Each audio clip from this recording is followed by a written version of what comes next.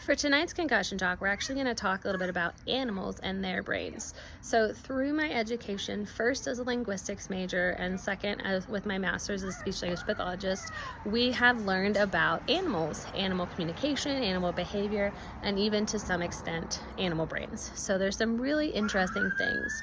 If you've heard the phrase that someone has the memory of an elephant, this is because their temporal lobes, which is where we form memories, is actually much larger and much more dense than a human. So that is where that phrase comes from. They really do have extremely good memories. They see this in their migration patterns, remembering different water holes, even grieving and remembering where a loved but passed away elephant was, where they brought that elephant. They'll go back and visit even off their migration. Dolphins actually sleep with half their brain like awake is kind of how they think about it. Half the brain sleeping, half the brain's awake. And this is so that they don't, they can continue to swim even as they're sleeping. So that's very interesting. I actually did a huge project in part of my linguistics first class on bees and how they communicate.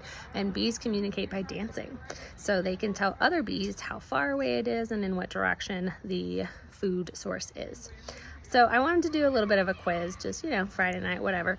So there's two interesting facts that I want to ask about. The first is cats versus dogs. If you had to take a guess what research has shown about which ones are better at problem solving, which do you think it is? Cats versus dogs. So go ahead and put in the comments. Let me know, what's your reasoning. I just think that would be interesting.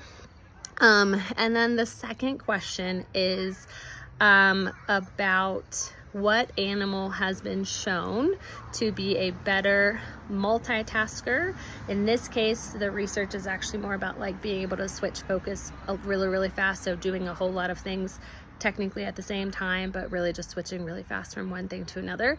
What animal has been shown to be better at that than humans? I will say there may be more than one answer for that. I'm looking for a particular one. That doesn't mean there's not research on some other animal that I'm just unaware of, but there is one particular one that I am thinking of for this answer. So put things in the comments. Let's see what you all think. But yeah, happy Friday. I think concussion can be really heavy. Brain stuff, talking about CTE, all that stuff can be really heavy. And I would love to just have some here's some fun animal facts. I walk the dog all the time, so maybe one day we'll be talking about, oh, he's about to chase a bunny rabbit, so we're gonna go. So let me know what you think, and I will tell you all tomorrow what the answers are.